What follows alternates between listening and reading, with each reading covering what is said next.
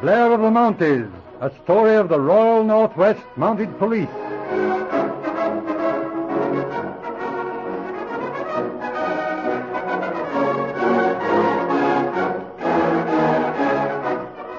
We present the 6th episode in Blair of the Mounties.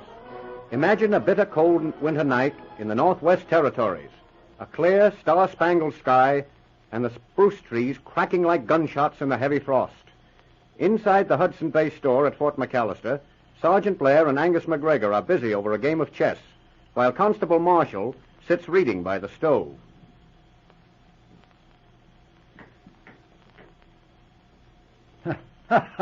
It's no good, Angus. I got you this time. You haven't got a chance. Mon, that's recht nu. You're getting mighty smart at this game. Hold on. What is that? What do you mean, Angus? Well, I thought I heard the dog team. Aye, there it is nu. Yes, that's right. See what it is, Marshal. All right. Hello? Why, it's a woman. Come in, ma'am. I want the police sergeant. Yes, what is it?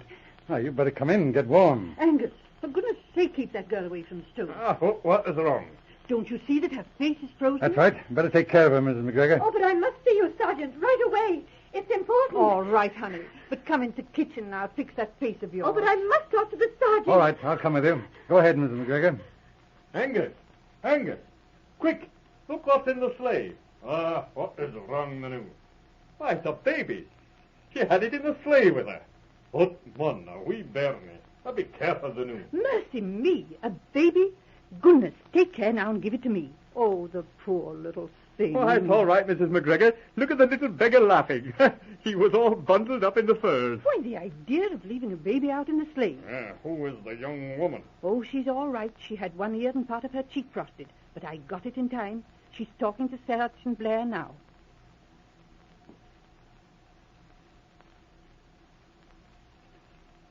All right, Mrs. Sheldon. Now, let me get these facts down. First, your husband's name. George Henry Sheldon. He's a fur buyer at Pigeon Creek. Oh, yes, I've heard of him. Came up here last spring, I believe. Yes, we're from New York. We had a lot of valuable fur at the cabin waiting for a rise in prices. I see. They cleaned it out, you say? Yes, all but a few muscat and beaver pelts. Right. Now, can you give me the story, just as it happened? I'll try, Sergeant. See who that is, George. I've got to tend to the baby. Mr. Sheldon? Yes. Well, we got a couple of good fox pelts here. Like to have you take a look at them. Well, I don't know. I got about all I can handle. Well, these is mighty good. Yeah, fetch 'em in, Joe. Okay, Bill. Why, Here you are. This isn't fox here. Here, what? That's it. Grab his feet, Joe. That's it. Don't pull that gag. Toe tight, Bill. Ah, that's okay. Look out, here's the woman. Get hold of her, Joe. Hurry up. Quick. That's got him. Now, lay her on that couch. Know where that fur is, Bill? Sure. I tapped this layout proper. Come on, it's in the bedroom under the floor.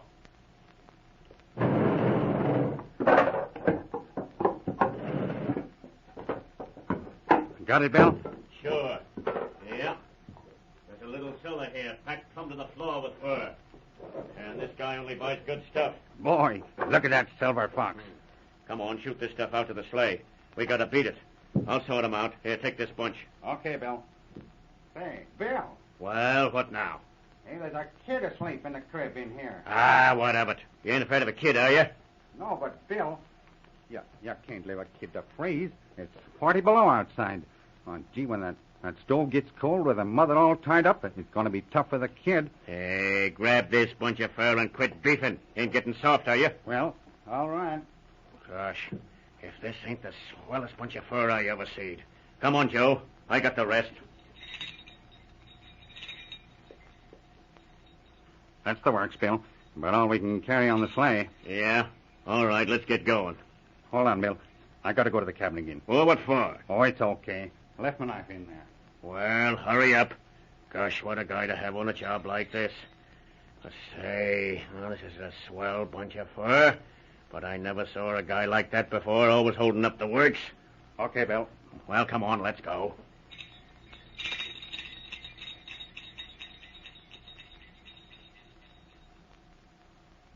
That's the whole story, Sergeant. I suppose you guessed what this man Joe came back for. Yes, did he cut you loose? No, he loosened the ropes on my hands. Took me a few minutes to get loose. I see. Soft-hearted criminal, eh? Yes, and if you get those men, Sergeant, don't forget that if it hadn't been for this man Joe, Baby might have died in that cold house before anyone found us. All right, I remember. How about your husband? Was he hurt? No, but he seemed dazed, so I took Baby, got the dogs, and came right up here. All right, we'll pick him up when we get to Pigeon Creek. You stay here and don't worry. Mrs. McGregor will look after you. All ready, Marshal? All set, Sergeant. Let's go then.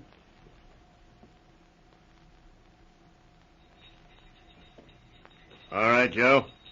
Turn in here and pull around to the barn and stay out of sight. What's the idea, Bill? This is Maggie Smith. She'll probably take some of this fur. Okay, Bill. Hello? Well, for gosh sakes. Bill Flint, what do you want? Let me in, Maggie. I want to talk to you. Nothing doing. What? Say, listen here. I got a bunch of good fox fur. I ain't interested. You ain't? Well, look here. I don't want none of that Sheldon fur. Well, where do you get that stuff? This ain't... Say, who told you? Oh, the whole country knows about that job you pulled, and the cops is out. The cops? Why, say, you sure? Better get going, Bill. You can't stay here. What, say, they couldn't have got onto me so soon unless... Say, I got it. Let me talk to that partner of mine. Hey, Joe, you in there? Sure. What's doing, Bill? Plenty. The cops is after us. The cops? Yeah? Gosh, that's tough, Bill. Tough, is it? Oh, yeah? Suppose you don't know nothing about it, eh? Why, no, Bill. Oh, yes, you do. Went in and cut that woman loose, didn't you? No, Bill. I just loosened up the ropes. I couldn't let that kid freeze. Oh, you couldn't, eh? Why, isn't soft-hearted, eh? Why, you low-down, white-livered, double-crossing... Bill! Yeah? Bill! Don't! Bill! Don't!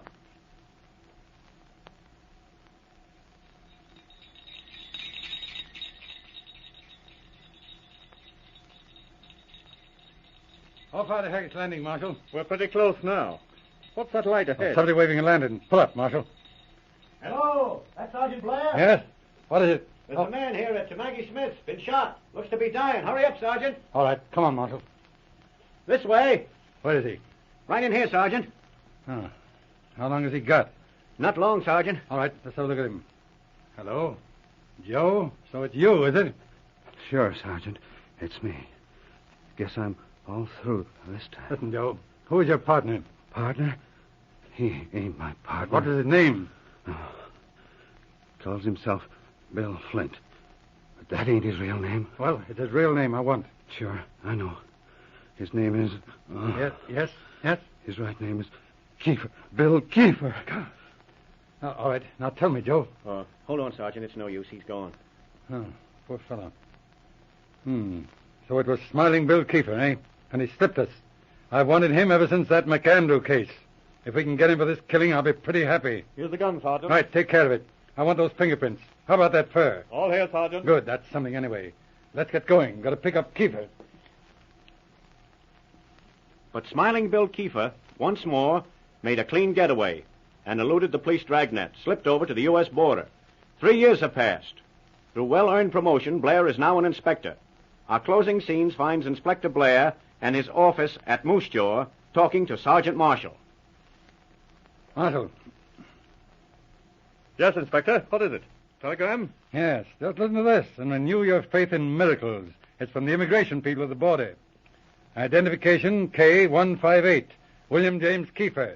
Man answering name and description. Entered Canada at North Portal this afternoon. Is on northbound Sioux train number 73. Destination Moose Jaw. Well, by all that's wonderful. Seems too good to be true, doesn't it? Well, it looks like a cinch. All we've got to do is to pick him up. I don't know, Marsh. Not quite that easy. But we have him cold on that Joe Smith killing. We have a dying man's statement. Just a word of mouth. That's not enough, Marsh. But the fingerprints on that gun. Yes, that helps. But remember, at the time of that crime, Kiefer went under the name of Bill Flint. We've got to prove that Flint and Kiefer are the same man. And those fingerprints on the gun were not so good. I see. If we get him, when'll he come up for trial? He'll be tried at the assizes next month before His Honor, Judge McDonald. Oh, that's all right. Old Sandy will hang him sure. Yeah, well, if that identity is straightened out, but if it isn't, a good defense lawyer will knock us cockeyed. Think so? Then what can we do? Hold on. Bill Flint served 6 months for burglary in Prince Albert. We have the card with good fingerprints on it in the files. How does that come in? Why, it's obvious. We can prove Bill Flint killed Joe Smith at Haggets Landing. We've got Flint's fingerprint record. Now we've got to get Kiefer's and prove that he's Bill Flint. You mean get Kiefer's fingerprint? Yes, exactly. How will you do it with this new law? I'll get those fingerprints if I have to beat Kiefer over the head. Why, Inspector? I know. It's rank heresy, of course, and I don't expect to go that far. But this man has slipped us 3 times. We've got to put a red card on him this time, Marshal. Well, what's the plan? Let's see. That train is due at Pasqua 7:15. Gives us an hour and a half. He might slip us at Pasqua. It's a junction. You'll have to get to Pasqua and make sure of him. I see. But there's no train to Pasqua till number 6. That's too late. In just a minute. I'll find out. Hello, Central. Inspector Blair speaking. Get me CPR. Dispatcher's office. Hurry up. Police call. Right. Hello? CPR? I want Chief Dispatcher. Yes. Hello, Ernie? Blair speaking. You got anything going to Pasqua in the next hour? What? A fast freight. I see. That'll do. I want to send a man up. Sergeant Marshall. Be down in half an hour. Hold it for us, will you? Thanks. There you are, Marshal. Change of the plain clothes. The train leaves in 35 minutes. What charge will I use? No charge at all. Leave him alone till he gets in here. I'll be upstairs in the depot, room 18. Tell him I want to see him. But get him up somehow. All right. Better shove along. Very good, sir.